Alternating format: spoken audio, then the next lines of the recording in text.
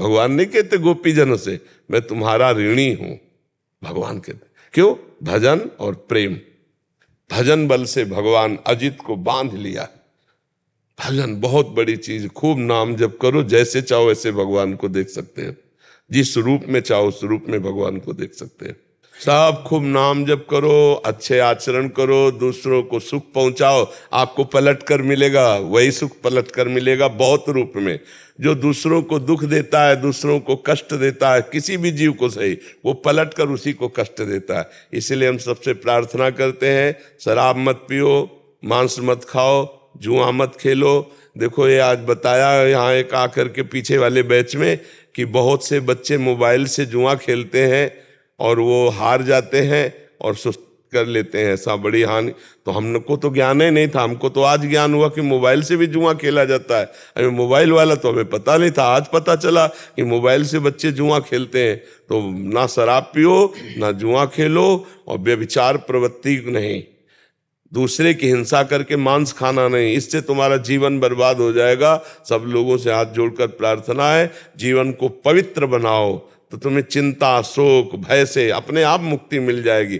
अब तुम दूसरों जीवों का मांस खाओगे तो तुम्हारे चिंता, शोक, भय तुम्हें जलाएगी, तुम्हारा मन ही तुमको परेशान कर देगा। महाराज जी, प्रभु को पाने के लिए साकार निराकार भक्ति में कौन सी भक्ति है? जिसमें मन लग जाए, दोनों हमारे ही भगवान है।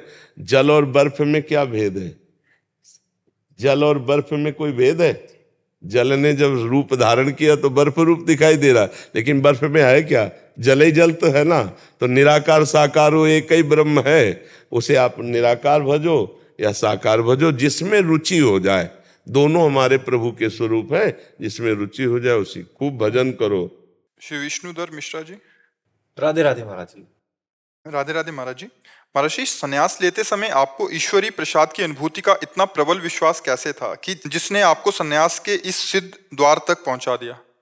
मतलब पता नहीं क्या था, बच्चा थे ना, जब हम स्कूल से आते और वो बस्ता ऐसे टांगते तो अम्मा और पिताजी सबके ध्यान की तरफ वृत्ति आती है, लगता सब मरेंगे एक दिन, इस सब छोड़ेंगे। तो सत्य क्या है?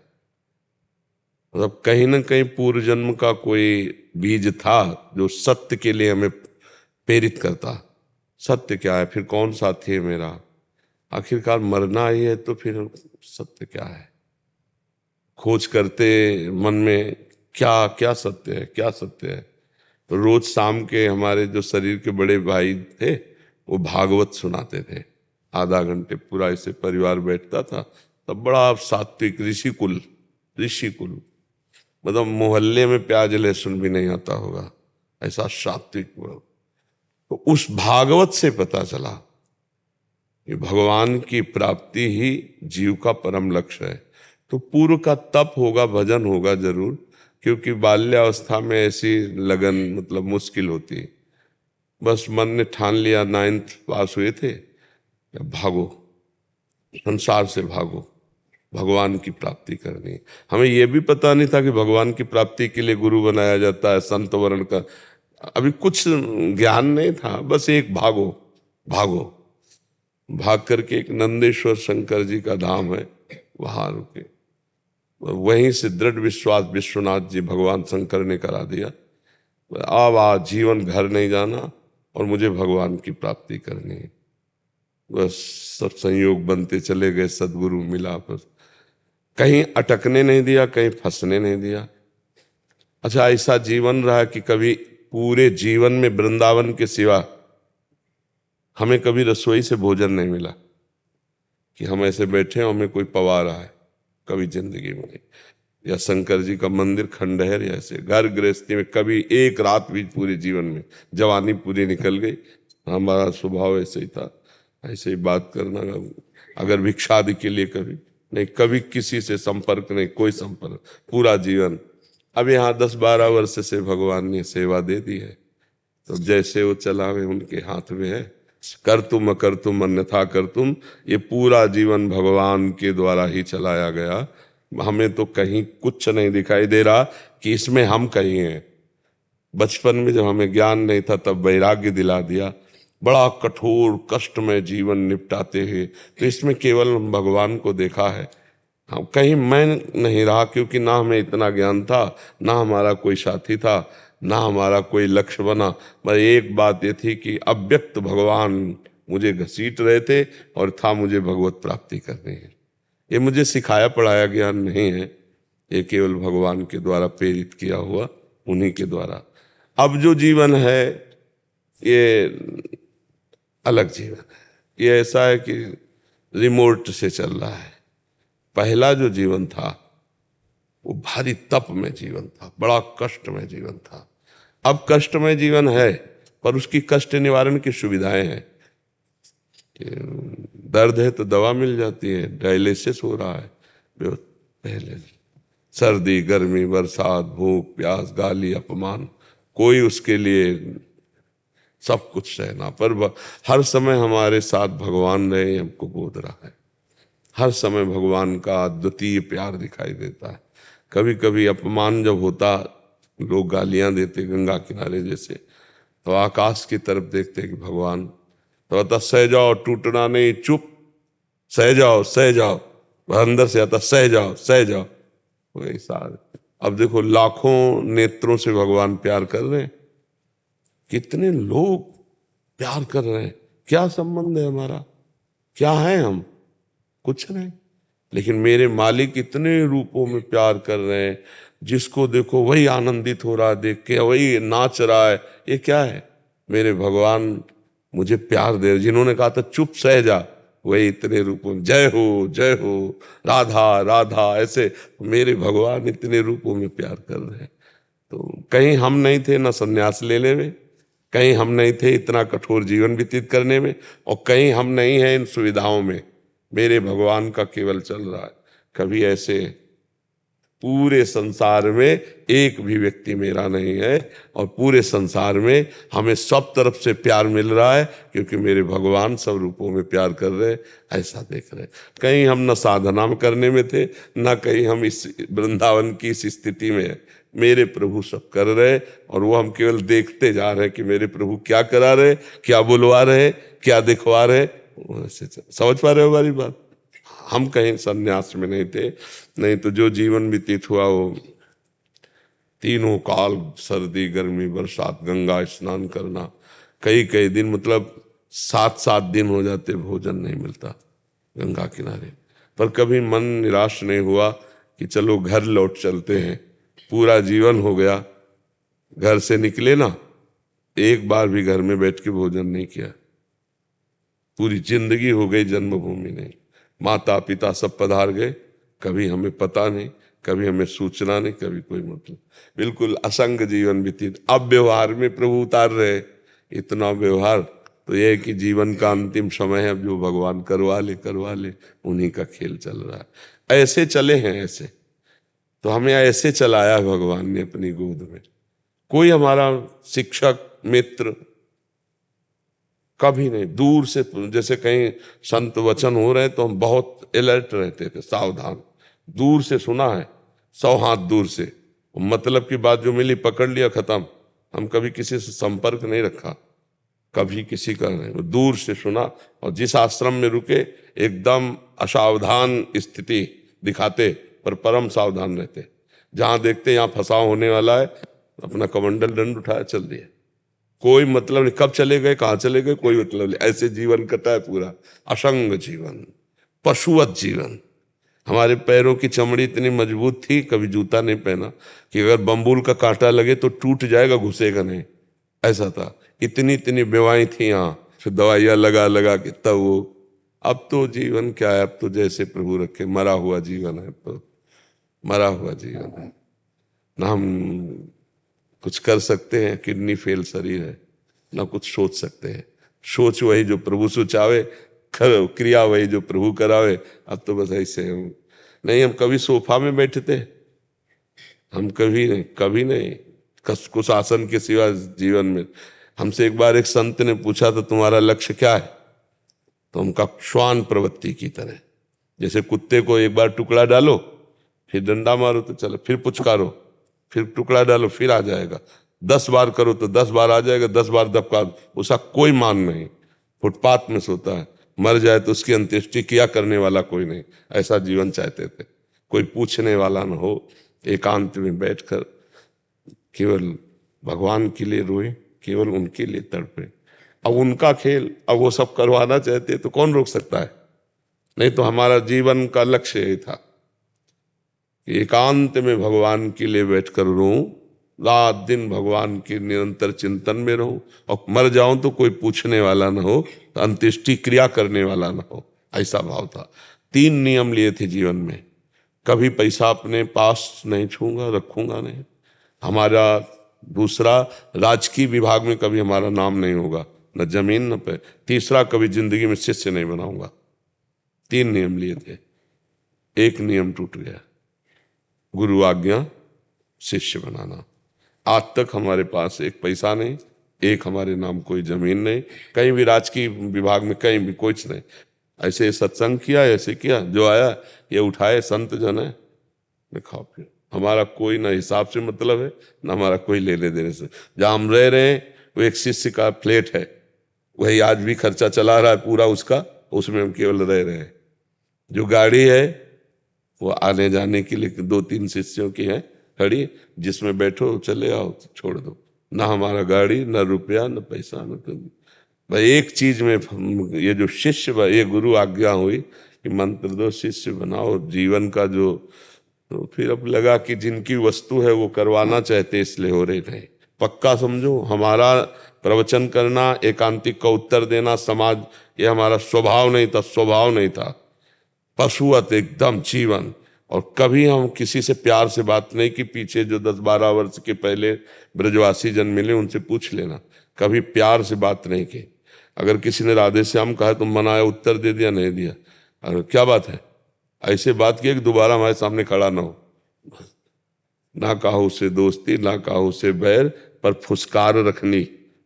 काटना किसी को है नहीं, पर फुसकार रखनी, जिससे कोई प्यार न कर पावे।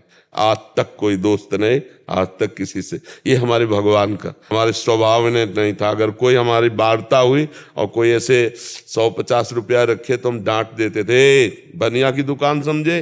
भगवान की चर्चा सुनी, जा अपने दिमाग में धारण कर, पूरा जीवन ऐसे। तो यही उसी का लाभ आपको मिल रहा है। ये भी बात सुनो, हम कोई पढ़े लिखे ग्रेजुएट नहीं है, हम वो कोई व्याकरणाचार्य और शास्त्री नहीं है। जो जीवन में मिला है उसी का लाभ आपको मिल रहा है। तो भगवान ही हमारे संन्यास दिलाने वाले थे, भगवान ही हमारे जीवन को निर्वाह करने वाले थे। आज भी भगवान ही हमारे जीवन का निर्वाह कर रहे हैं। और हमारा ये अंतिम जन्म है, अब हमारा जन्म नहीं होगा। जैसे होता ना कि हम छक गए तो हमें पता चल जाता है ला, ऐसे हम छक गए, हमें अंदर से पता चल, बार बार अंदर से हो गया काम। बस अब इंतजार है शरीर छूटने का। जो जो सेवा बल जाए, शरीर छूटा, अपने माँ स्वरूप में स्थित, ऐसा पक्का। तरुण काबरा जी, सिंगापुर। श्री राधे राधे। श्री हरिवंश, राधे राधे महाराज जी। महाराज जी, बार बार पढ़ते हैं, सुनते हैं कि संसार दुखालयम और अशाश्वतम है, पर यहाँ से रस बुद्धि हट नहीं रही। प्रभु को मानते हैं पर उनसे प्रेम नहीं हो रहा। ये सब कैसे बदले महाराज जी हमारे अंतःकरण की स्थिति? देखो, वास्तविक बात है कि अभी हम कुछ नहीं जानते हैं। संसार झूठा है ऐसा नहीं जानते। नहीं, हम आपको प्रमाण दें, 2000 रुपए की एक अटैची आपके सामने रखें, आप उस पर प्यार करके दिखाओ, रुपया ही तो है, क्योंकि बंद हो चुका है। हम एक अटैची भर के 2000 की आपके सामने रख दें, आपको पाई भर खुशी नहीं होगी। होगी भला? नहीं खुशी होगी, क्योंकि उसका अस्तित्व वो झूठा हो चुका है, उसका महत्व खत्म हो चुका है। आपकी बुद्धि में जिस दिन जगत का महत्व खत्म हो जाएगा और भगवान का महत्व जागृत हो जाएगा, तो एक क्षण के लिए भी भगवान का विस्मरण आप बर्दाश्त नहीं करेंगे। तद विस्मरणेन परम व्याकुलते थे। ऐसे महत्वशील भगवान का हम कैसे विस्मरण कर सकते हैं? तो वास्तविक क्या है कि एक होता है बुद्धि की जानकारी हो जाना, और एक होता है हृदय से स्वीकार कर लेना। अभी हृदय से स्वीकृति नहीं हुई कि संसार असत है, ये भोग असत है, बुद्धि में जानकारी हो चुकी है। तो इस जानकारी को जब तक अनुभव में नहीं लाया जाता, तब तक जानकारी व्यर्थ ही होती है। तो हमारी जो भोगों में रस बुद्धि है वो तब छूटेगी जब भगवान के नाम में रस बुद्धि हो, भगवान के रूप में रस बुद्धि हो, तो हमको जपना पड़ेगा, बार बार नाम को जिह्वा से रगड़ना पड़ेगा। जैसे दो लकड़ियों के घर्षण से, अति घर्षण से अग्नि पैदा हो जाती है, ऐसे जबान में नाम के घर्षण से ज्ञानाग्नि प्रकट हो जाती है। और जब ज्ञान प्रकट होगा तो संपूर्ण भोग विलास, जैसे बमन, जैसे विष्ठा, जैसे विष, ऐसे शास्त्रों में वर्णन आया है। बमनवत त्याग, मलवत त्याग, विषवत त्याग, ब्रह्मादिक के भोग शब्द, विषम लागत ताय, नारायण ब्रज चंद की लगन लगी है। ब्रह्मादिक के भोग, मृत्यु लोक की बात क्या है? रमा विलास राम अनुरागी, तजत बमन जिम जन बड़भागी। भगवान के बड़भागी भक्त त्रिभुवन की भोग वैभव लक्ष्मी को ऐसे त्याग देते हैं जैसे बमन की तरफ कोई नहीं देखता है। ऐसा मलवत त्याग कर देते, जैसे मल त्याग का अहंकार नहीं होता, ऐसे बड़े त्याग का भी अहंकार नहीं। कैसे? जब खूब नाम जप करे तो आप नाम जपने लगो, उठते बैठते चलते फिरते जितना नाम जप करोगे उतना ही ज्ञान प्रकाशित होगा, जितना सच्चा ज्ञान होगा उतना ही जगत का राग छूटेगा। राग छोड़ने का मतलब कहीं भाग के जाना नहीं, इसी के बीच में रहो, खाओ पियो सब, लेकिन राग नहीं होना चाहिए अंदर का। वही एक आदमी खा रहा है राग पूर्वक, वो एक आदमी असंग भाव से पा रहा है शरीर पोषण के लिए। अब जैसे गाड़ी कितनी भी महंगी हो, अगर डीजल न डालोगे तो चलेगी नहीं ना। तो ये गाड़ी है, ये मैं नहीं हूँ, और एक मैं पूर्वक पा रहा है और एक ज्ञान पूर्वक इसमें डाल रहा है, भोक्ता नहीं बना, डाल रहा है इसमें कि इस शरीर रूपी गाड़ी को अन्न जल चाहिए। ऐसे हर विलासिता, हर भोग, उसका राग खत्म हो जाता है। राग खत्म हुआ, सब बढ़िया हो गया। तो ये राग खत्म होगा भजन से। जितना भजन के बिना खूब ज्ञान है, खूब प्रवचन हो रहे हैं, खूब प्रवचन सुने जा रहे हैं, पर परिवर्तन नहीं हो रहा। नाम जब भजन होगा, ये सच्ची बात मान लो, हमारी प्रार्थना मान लो, जितना नाम जप करोगे उतने आप उच्चतम आध्यात्मिक जन बन जाओगे। और नाम जप नहीं तो आप योग वासिष्ठ, वेदांत, गीता ये सब कंठस्थ कर लो, लेकिन जिस समय जो भोग आएगा वो आपको गिरा देगा, रौंद देगा। उससे बचने के लिए नाम जप, नाम बल है। जितना अब जप के देख लो, मन नाम में नहीं लगेगा, और नाम में लग गया तो बेड़ा पार हो गया। नाम कलयुग केवल नाम आधारा, सुमिर सुमिर नर उतरहि पारा। खूब नाम जप करो। हमारी मान लो कलिकाल है और कोई साधन काम में आने वाला नहीं। देखो हम खूब जानते हैं कि संसार झूठा है, पर पूरा समय उसी झूठे के चिंतन और भोग में जा रहा है। देख लो आप, ज्ञान होना बड़ा कठिन बात है। ज्ञान की बातें कर लेना, ज्ञान की बातें पढ़ लेना एक अलग बात है, लेकिन समय पर ज्ञान प्रयोग में आ जाए कि अरे यार असत है, ये असत को क्या भोगे, ऐसा ज्ञान अंदर आ जाए और रुचि ना हो, तब माने कि अध्यात्म का कोई रंग चढ़ा है। पर अध्यात्म का रंग ऐसा बिना भजन के नहीं चढ़ेगा। खूब भजन करो, और भजन करने के लिए पवित्र भोजन और पवित्र आचरण। अगर व्यभिचार, अपवित्र आचरण और गंदा भोजन, तो विश्वास कीजिए भजन में रुचि नहीं होगी। पवित्र भोजन, पवित्र आचरण तो भजन, और जब भजन तो फिर भगवान की प्राप्ति, दिव्य ज्ञान, दिव्य आनंद सब नाम में छुपा हुआ है। जो आपको नाम प्रिय, राम कृष्ण हरि, जो नाम प्रिय वो खूब नाम बार बार जपिए, पवित्र आहार कीजिए और पवित्र आचरण रखिए। चरित्र पवित्र, भोजन पवित्र, तो भजन खूब डट के होगा। भजन डट के हुआ तो माया से मुक्त हो जाओगे। और अपवित्र आचरण, अपवित्र भोजन, तो भजन नहीं होगा, भोग प्रवृत्ति भागती रहेगी और मन खिन्न हो जाएगा, भजन में नहीं लगेगा। इसलिए ये भी ध्यान रखना है कि हमारा चरित्र पवित्र हो, हमारा भोजन पवित्र हो। मोना दुबे जी हांगकांग से। राधा राधा। राधा वल्लभ श्री हरिवंश महाराज जी। महाराज जी, जो बदला नहीं जा सकता उसे स्वीकार कैसे किया जाए और उसमें ही खुश रहना कैसे सीखें? क्या नहीं बदला जा सकता? महाराज जी, जैसे जो चाहते हैं कि बच्चों के साथ जैसे ऐसा नहीं होना चाहिए, लेकिन फिर भी हो रहा है, देख करके दुख हो रहा है, लेकिन विचार बदला जा सकता है ना। दुख और सुख को अनुभव करने वाला विचार है। उसी विचार को यदि हम भगवत प्राण कर दें तो भारी से भारी दुख में भी हम सुख का अनुभव करेंगे। माना प्रारब्ध नहीं बदला जा सकता, विचार तो बदला जा सकता है। क्यों? और सुख और दुख विचार में है। दुख नहीं बदला जा सकता प्रारब्ध भोग का, लेकिन विचार तो बदला जा सकता है।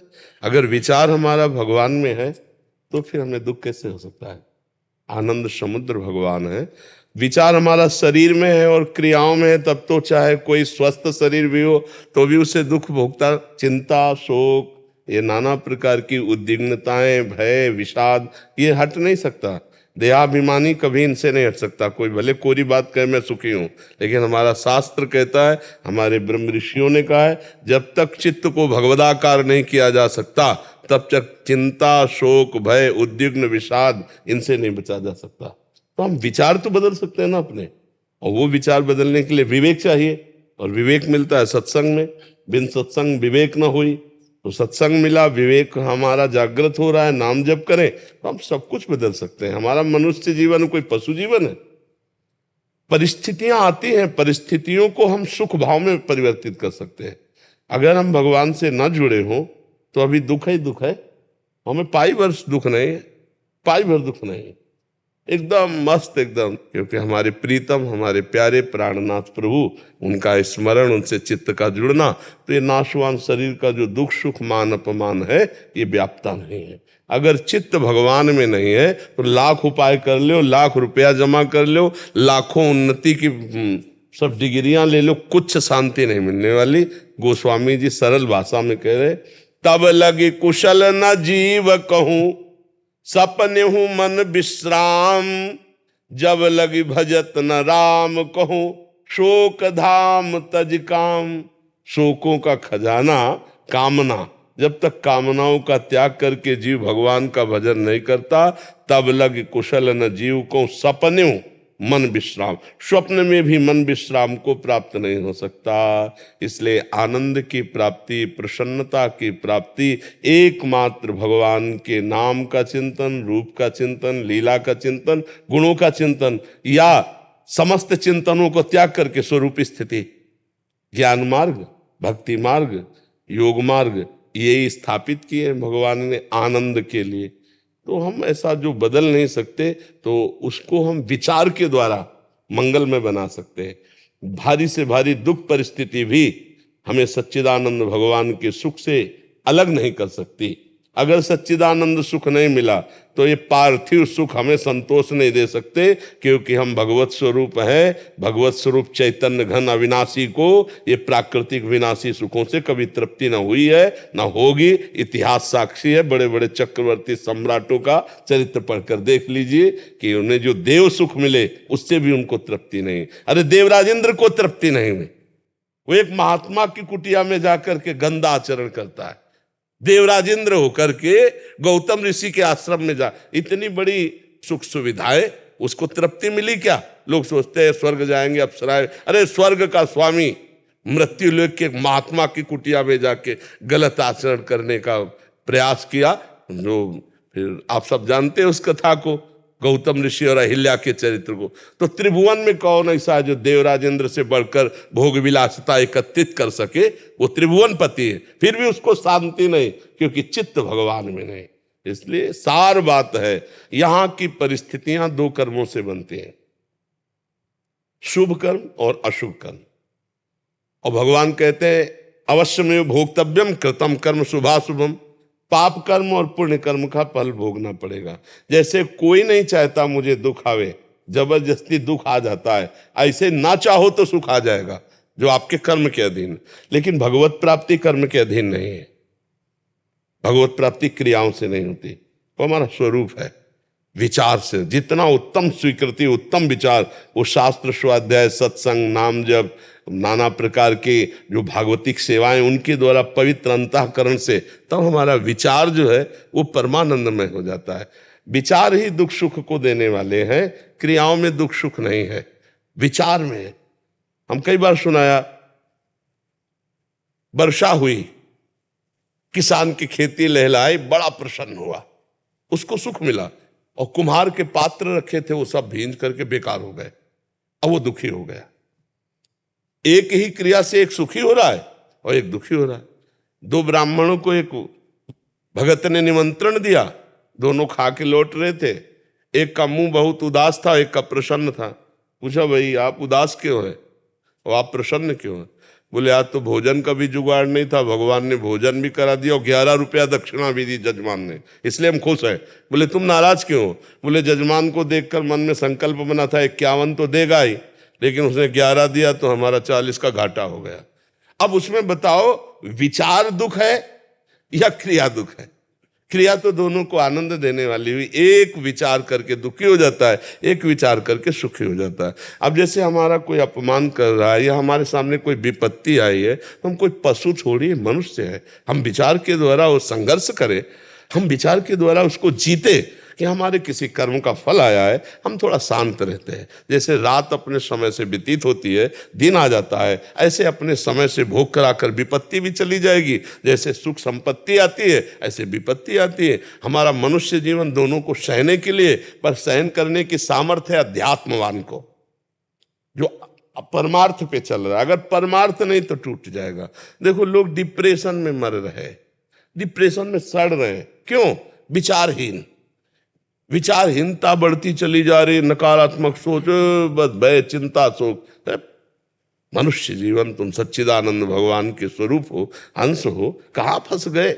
इसलिए उठो, सत्संग सुनो, नाम जप करो, शास्त्र स्वाध्याय करो, परोपकार करो। अभी देखो सकारात्मक विचार आनंद प्रदान करने लगेंगे, नकारात्मक विचार ही दुख देते हैं। आप विचार करके बताओ, अगर आपका विचार सही है तो आप आनंदित हो, विचार नहीं तो आप सब कुछ होने पर भी निगेटिव सोच आपको जलाती रहेगी।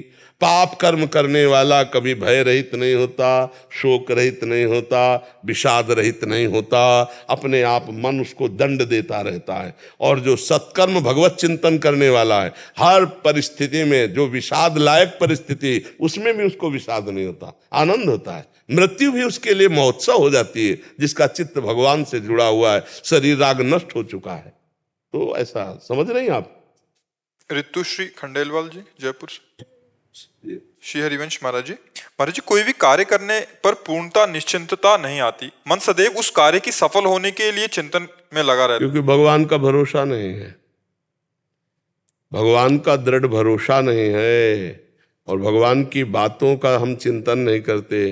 भगवान ने कहा कर्मण्येवाधिकारस्ते मा फलेषु कदाचन, फल के विषय में चिंता करोगे फंस जाओगे, फलासक्ति ये नया जन्म करवा देगी। इसलिए बहुत सावधान, फल की तरफ समान रहो। सुख दुखे समय कृत्वा लाभा लाभो जया जयो, जय पराजय में, सुख दुख में, लाभ हानि में, फल में समान भाव रखो। कर्म में भगवान के लिए हम कर रहे हैं, हम भगवत प्रीत्यर्थ कर्म कर रहे हैं, अभी आनंद आने लगेगा। अपने लिए कर्म कर रहे हैं, हमें ये फल की प्राप्ति हो, उसमें प्रारब्ध टांग मार सकता है। आपका बुरा प्रारब्ध होगा तो लाख उपाय करो, आप सफल नहीं हो पा सकते।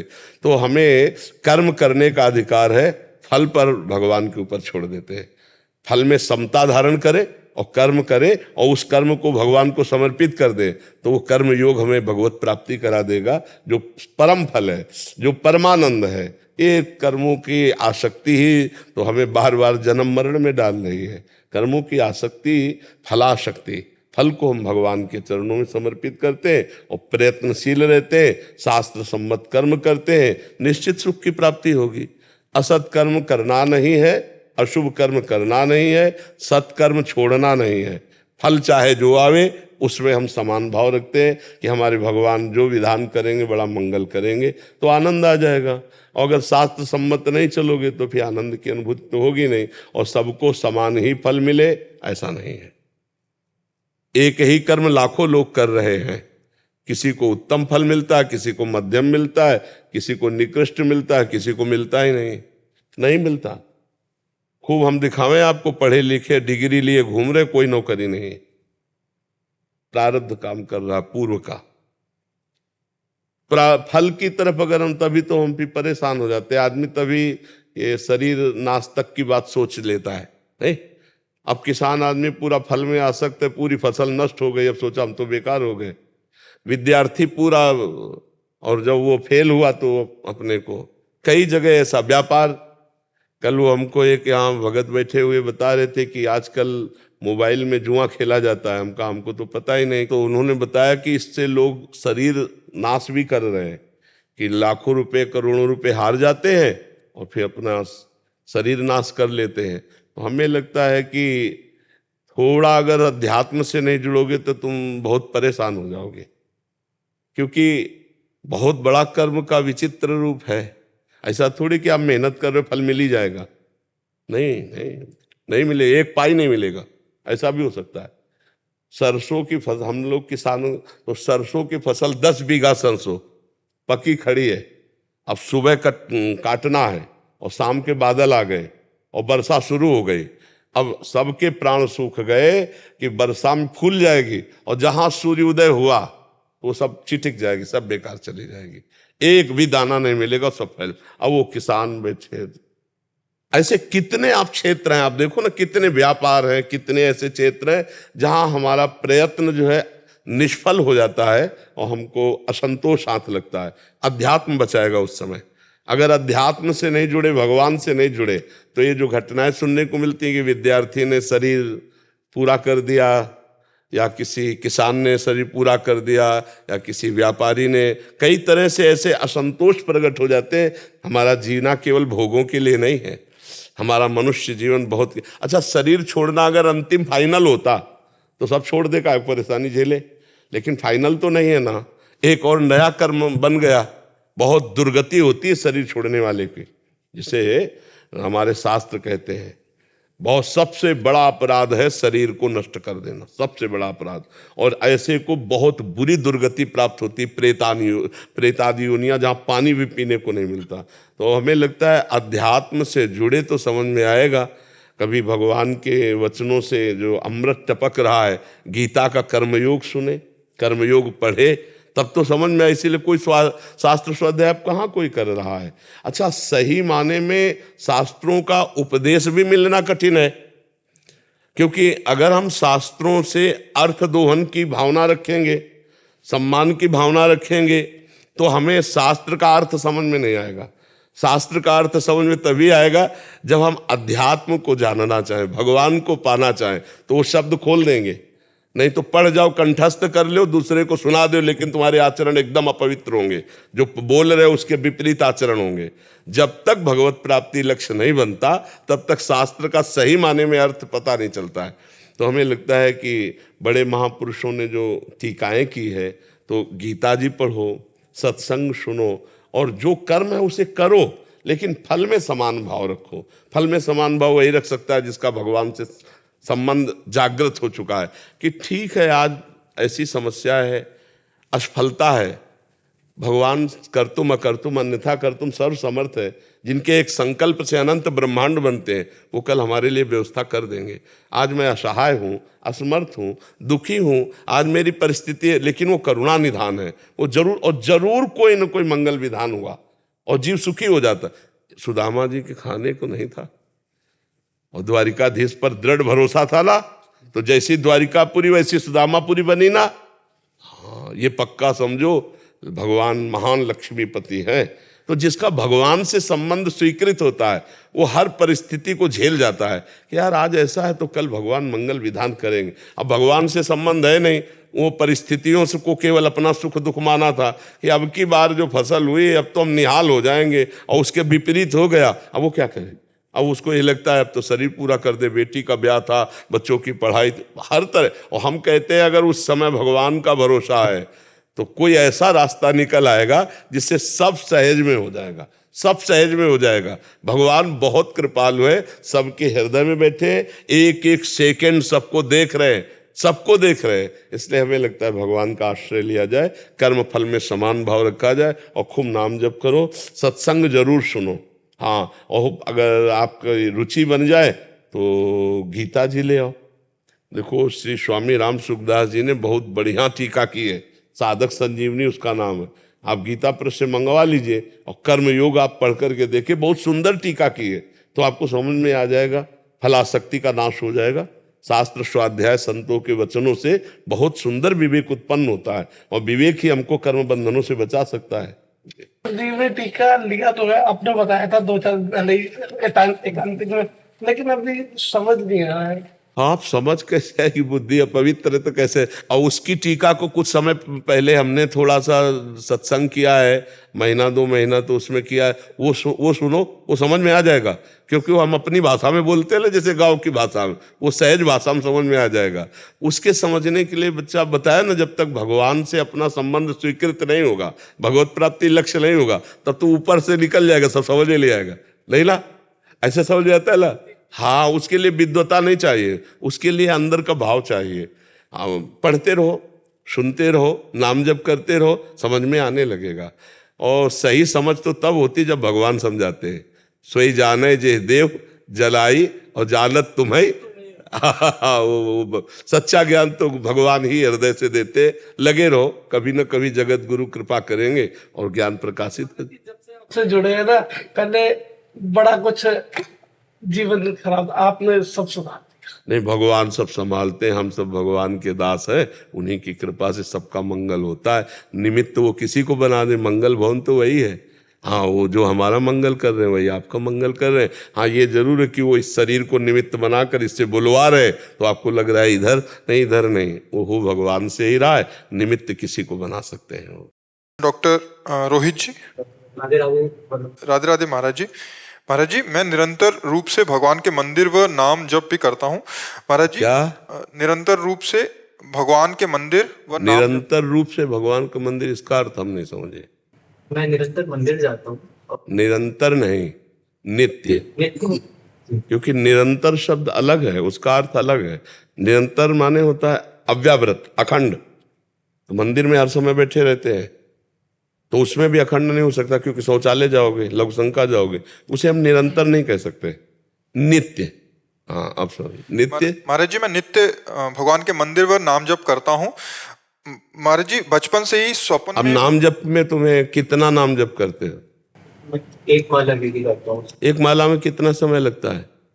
30 से 40 सेकंड। आए 40 से 40 सेकंड। अरे यार, 24 मिनट तो कम से कम दो 24 घंटे में। बेईमानी क्यों करते हो? 24 मिनट समय दो माला में, जितने माला हो जाए। आज से 24 मिनट तो दो 24 घंटे में, ठीक है? पक्का 24 मिनट नाम जप करोगे, जितने माला हो जाए। माला नहीं जानते, पर 24 मिनट तुम्हें जप करना है। अच्छा, मंदिर जाते हो तो क्या करते हो? मैं जयपुर में श्री गोविंद देव जी का मंदिर है जी। मैं महाराज जी वहाँ पर कीर्तन होता है वहाँ, तो उस कीर्तन को मैं अटेंड करता हूँ। हाँ ठीक है।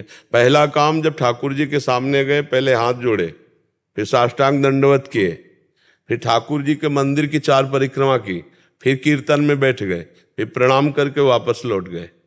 ठीक है ना? रोज से इतना करना, 24 मिनट नाम जप करना, और कभी किसी का अहित मत करना।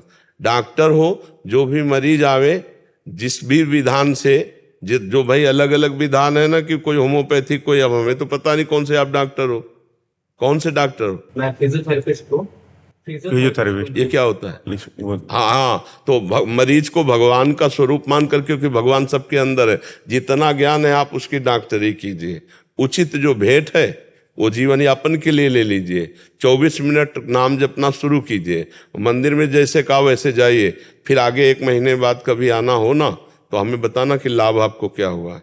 नहीं, ये आध्यात्मिक दवाई है, इसमें पक्का जैसा हम कहे वैसा चलो। फिर देखना, एक बार श्री कृष्ण को साष्टांग जो प्रणाम करता है, उन्हीं को गोविंद देव जी कहते हैं। वही मदन मोहन, वही वाक्य बिहारी, वही राधा रमण, वही राधा वल्लभ है।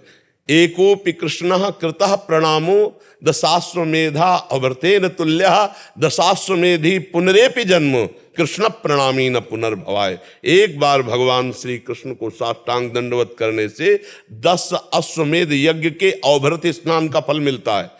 पर 10 अश्वमेध यज्ञ करने वाले को श्री कृष्ण प्रणाम करने वाले में बड़ा अंतर है। क्योंकि 10 अश्वमेध यज्ञ करने वाला स्वर्ग जाएगा, भोग भोगेगा, पुनः मृत्यु लोक आएगा। लेकिन कृष्ण प्रणामी न पुनर्भवाए, उसका अंतिम जन्म माना जाता है, जो रोज भगवान श्री कृष्ण को, अब आप जाओ 4 परिक्रमा करो, प्रणाम करो, कीर्तन करो। किसी की निंदा मत करना, किसी के दोष मत देखना, सर झुकाया चले आए। 24 मिनट एकांत में बैठ करके नाम जप करो। जो मरीज आवे उनको भगवत भाव से देखो। जितना ज्ञान है, अर्थ की प्रधानता न रखते हुए उनकी सेवा, उनको रोग निवृत्ति की भावना से जो आपको ज्ञान है वो प्रयोग कीजिए। आप फिर देखिए आपको कैसा अनुभव होता है। आनंद का अनुभव। कोई नशा मत कीजिए, कोई गंदा आचरण मत कीजिए, क्योंकि नशा और गंदा आचरण ये छेद है। जैसे मटकी में जल डालो और छेद कर दो तो भरेगी नहीं, आनंद का अनुभव नहीं होगा। ऐसे व्यभिचार आदि गंदे दोष और मदिरा और अन्य नशा ये कभी जीवन में ना आने पावे। है क्या? पक्का शराब नहीं पीते? हाँ, कभी पीना मत। तो ऐसे दोस्त मत बनाना जो तुम्हें पीने के लिए प्रेस करें, दबाव डालें अपनी दोस्ती का, ठीक है? गंदा आचरण जीवन को नष्ट कर देता है, आज नहीं तो कल पक्का परिणाम, पक्का उसका जो है पतन ही होगा। इसलिए व्यभिचार और व्यसन इन दोनों से बचते हुए जैसा कहा वैसे चलो। फिर कभी मिलना, बताना कैसी दवा रही, कैसा आनंद आपको लग रहा है, ठीक है? महाराज जी ये कह रहे थे कि इनके सपने में ना भगवान श्री कृष्ण और अन्य देवी देवता के दर्शन इनको होते रहते हैं। एक बार स्वप्न में श्री कृष्ण आ गए ना तो जानते हो, देखो रे देखो ये नंद का छोरा बरछी मारे जाता है, बरछी सी तिरछी चितवन की पैनी छुरी चलाता है, हमको घायल देख बेदर्दी मंद मंद मुस्काता है, ललित किशोरी जखम जिगर पर नोन पूरी बुर खाता है। अरे अभी जाला कहा है, एक बार स्वप्न में आ गया ना ललित त्रिभंगी तो किसी काम का नहीं रह जाता हो, है? हाँ, सिसकना तड़पना, बस ये जीवन। हा कृष्ण हा कमल लोचन, तो हृदय की दशा बदल जाती है। अभी ये सब मायाकृत है, अभी सच्चिदानंद नहीं है, ठीक है? चुप रहो। जो स्वप्न में आते हैं ये मंगल लक्षण है, भगवान आप पर प्रसन्न है, बस चुपचाप आगे चलते रहो। इसका महत्व मत रखो, ये सब अभी मायाकृत है, अभी सच्चिदानंद नहीं है। सच्चिदानंद जब आएंगे तो बात बदल जाएगी, ठीक है? स्वप्न में भी अगर वो आ गए तो बात बदल जाएगी, बात बदल जाएगी। ऐसे सच्चिदानंद श्री कृष्ण का स्वप्न, श्री कृष्ण के लिए जागृत स्वप्न सुषुप्ति का भेद थोड़ी, वो तो हमारे लिए है। वो चाहे तो सुषुप्ति में आ जाए, चाहे जागृत में आ जाए, चाहे स्वप्न में आ जाए, वो तो वही है ना। और एक बार जिसको भगवत साक्षात्कार हो गया वो जीवन मुक्त हो जाता है, ये पक्का। भगवत साक्षात्कार जीवन मुक्त हो जाता है। अभी ये मायाकृत है, अभी सच्चिदानंद नहीं है। राधे राधे महाराज जी। महाराज जी हमें जो भी सुख अथवा दुख आता है वो हमारे ही कर्मों के फल से प्रारब्ध के रूप में आता है। ऐसे में अगर हमें किसी व्यक्ति के द्वारा कोई सुख या दुख आया तो उसमें उस व्यक्ति के उस नवीन कर्म को उसके परिप्रेक्ष्य में क्या ये तय किया जा सकता है कि उसके द्वारा ये शुभ व अशुभ कार्य हुआ है और उसके वो कार्य को उसके फल भी मिल जाएगा? अब इसको तो देखो भगवान ही जानते हैं, क्योंकि सर्वज्ञ तो भगवान है ना। हम लोग कोई अचानक व्यक्ति आता है हमसे प्रतिकूलता कर बैठता है, या अचानक आता है हमें अनुकूलता प्रदान करता है, तो मेरे तो ये प्रारब्ध बन गया। मैं तो ये मानूंगा कि मुझे जो प्रतिकूलता मिली है मेरा प्रारब्ध है, लेकिन वो हमारे प्रारब्ध से प्रेरित होकर पीट रहा है या नवीन कर्म बन रहा है, इसका निर्णय तो भगवान कर सकते हैं, क्योंकि वही सर्वज्ञ हैं। सब सर्वज्ञ तो है नहीं। इतना हम जरूर जानते हैं कि हमारे कर्म के विरुद्ध कोई हमारे साथ आचरण नहीं कर सकता। अगर हमको कोई सम्मान दे रहा है तो कोई कर्म है हमारा, और हमें कोई अपमानित कर रहा है तो कर्म है हमारा। लेकिन जो सम्मान या अपमान दे रहा है उसका नवीन कर्म बन रहा है कि वो प्रारब्ध से प्रेरित होकर कर रहा है, ये भगवान जानते हैं। समझ पा रहे हो हमारी बात? इसका निर्णय केवल भगवान कर सकते हैं, क्योंकि वो पीछे का विषय है। अब वो नवीन हिंसा कर रहा है या प्रारब्ध से प्रेरित होकर के हिंसा हो रही है उसके द्वारा, इसका निर्णय भगवान करते हैं। इसलिए शास्त्र धर्म ग्रंथ एक सीमा तक, इसके आगे नेति नेति कह देते ना, कि इतना ही नहीं, पूरा सर्वज्ञ तो भगवान है, वही सर्वज्ञ जानते हैं। समझ रहे हो बच्चा? हाँ। तो महाराज जी मैं संपूर्ण शरणागति चाहता हूँ, पर इसमें मैं एक द्वंद्व की स्थिति में आ जाता हूँ। आपने बताया था कि घर जैसा भी समर्पित कर दो, मैंने वाचिक रूप से अपने कारण व स्थूल शरीर के सहित मन बुद्धि चित्त अहंकार के समर्पित कर दिया, परंतु जब पूर्व अभ्यास या विकार के वजह से कोई अनुचित कार्य बनता है तो उसे मैं ये नहीं स्वीकार करता कि ये भगवान की इच्छा से हुआ है। हाँ, ये उत्तम भक्त का यही लक्षण है। उत्तम भक्त का लक्षण है, गुण तुम्हार समुझे निज दोषा, जेहि सब भांति तुम्हार भरोसा, तुम्हें छाड़ी गति दूसर नाही, बसहु राम तिनके मन माही। यदि कोई अपवित्र आचरण होता है तो ये मेरा अज्ञान है, ये मेरी गलती है, ये मेरा दोष है, क्योंकि मंगल विधान भगवान कभी अपवित्र आचरण नहीं करवा सकते। अपवित्र आचरण होते हैं देहाभिमान में, अज्ञान में, मोह में। तो ये मेरी गलती है, हे नाथ मुझे ऐसा बल दो कि मैं इस शरीर की गलतियों का त्याग करके और आपके चरणों का पूर्ण अनुरागी बन जाऊं। ये बिल्कुल ऐसा ही सबके हृदय में होता है जो भक्त होता है। पूर्ण समर्पण की ओर जाते हैं तो इसमें कर्ता तत्व रह जाता है। अगर जैसे देखो, अगर कर्ता तत्व का लय करना है तो समर्पण क्रिया करनी पड़ेगी, क्योंकि ये कर्ता तत्व तो बना ही हुआ है। तो कर्ता सहित दे दो ना। जैसे बिका हुआ घर का नौकर होता है, वो पेमेंट नहीं लेता। अनुचित कार्य प्रभु से प्रार्थना करो ना, प्रभु से विनय करो कि प्रभु मेरे इस अहम में जो दोष है इसे निर्दोष कर दो। तो मत चित्ता सर्वदुर्गाणी मत प्रसादात तरिष्यति। जब हम भगवान को चित्त अर्पित कर देते हैं तो भगवान की कृपा से सारे दोष नष्ट हो जाते हैं। मत चित्ता, हम जब भगवान से चित्त हटाकर विषय चिंतन करते हैं, कोई विषय क्रिया पहले नहीं होती, पहले उसका चिंतन होता है, पहले उसका संकल्प होता है ना। आप सब देखिए, कोई भी क्रिया करने के पहले संपूर्ण क्रिया होगी चिंतन में, फिर एकदम लालसा संकल्प बनेगा, तब वो बाह्य क्रिया होगी। ध्यायतो विषयान पुंसात् संगात तेषु उपजायते संगात संजायते कामा कामात् क्रोधो विजयते क्रोधात् भवति सम्मोहा सम्मोहा स्मृति विभ्रमा स्मृति भ्रंशात् बुद्धिनाशो बुद्धिनाशात् प्रणश्यति। ऐसे नहीं हो जाता, पहले विषयों का ध्यान होता है, उसका चिंतन होता है, फिर उसके संग की हमारे अंदर लालसा पैदा होती, कामना होती, कामना की पूर्ति में लोभ बढ़ता है, कामना की अपूर्ति में बाधा पड़ने पर क्रोध बढ़ता है। मूढ़ता दोनों से छा जाती है, लोभ से भी और क्रोध से भी। हानि ही हानि है। तो हम भगवान में चित्त आविष्ट नहीं किए। उस समय जब हम विषय चिंतन कर रहे थे तो हमने विचार क्यों नहीं किया कि हम शरणागत हैं? हमें शरण का चिंतन होना चाहिए, विषय चिंतन नहीं। हे नाथ बचाओ, मेरा मन विषय चिंतन कर रहा है, बढ़िया बन जाए। मत चित्ता सर्वदुर्गाणी, आगे मत प्रसादात तरिष्यति, मेरी कृपा से पार हो जाता है। प्रयास आप करो, कृपा भगवान की, विश्वास पक्का कल्याण होगा। समझ रहे?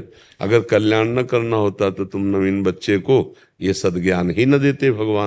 भगवान चाहते हैं तुम्हारा कल्याण, तो तुम साधु समागम प्राप्त कर रहे हो, शरणागत होना चाहते हो, निर्द्वंद अवस्था में जाना, बड़ी कृपा है। बस शांत भाव से थोड़ी जो त्रुटि है उसको संभाल लो। जो हमारा मन विषयों की तरफ जा रहा है उसको चिंतन करने का पूरा एकांत अवसर न दें। एकांत अवसर, अब 10 मिनट आप उसी में डूब गए हो जो डुबवा रहा है, फिर तो गलत हो जाएगा। जहां डुबवा राधा राधा राधा, वो कहेगा चुप रहो, इस समय कुछ मत बोलो, हमारी बात सुनो, हम तुम्हें बड़ा सुख प्रदान करेंगे। उसके सुख प्रलोभन में आप मत आइए। नाम चलाते रहे, नाम पहारू दिवस से। फिर कौन आपको बाधा पहुंच, जिसके पहरेदार नाम है, फिर कहाँ भ्रष्ट हो सकता है। बहुत अच्छे साधन पे चल रहे हो, बहुत अच्छे बच्चे हो, संभाल के निकलो। विषयों में, गलत चिंतन में जो हमारा समय है उसको हमें बाधित करना है, विषय चिंतन नहीं करने देना है, इंद्रियों को स्वच्छंद नहीं छोड़ना है। वो कैसे? वो नाम चिंतन से, भगवान का नाम जब, जहाँ वो आपको गंदी बात राधा राधा राधा राधा राधा देखना, वो जलाएगा, बस स्वीकृति मत दो, चिंतन मत होने दो। भगवान का चिंतन जहाँ हुआ तो जीव भगवदाकार वृत्ति, ये मन भगवान में, बुद्धि भगवान में, चित्त भगवान में, अहंकार भगवान में, बहुत आनंद का विषय है। बस धैर्य पूर्वक चलते रहो, बहुत सही चल रहे हो, बहुत सही चल रहे हो। भगवान की बड़ी कृपा है तुम्हारे ऊपर। शांत भाव से आगे बढ़ते चले जाओ। कहीं कोई दिखावा, कहीं कोई बड़ाई का, मान का भाव ना आने पावे, तो ये मार्ग तुम्हें एक अच्छे सदगृहस्थ संत के रूप में प्रकाशित कर देगा। सदगृहस्थ संत, अंदर साधुता, बाहर से गृहस्थी का वेश, बहुत बढ़िया बन जाएगा जीवन। ठीक है? हाँ, अच्छे चलो।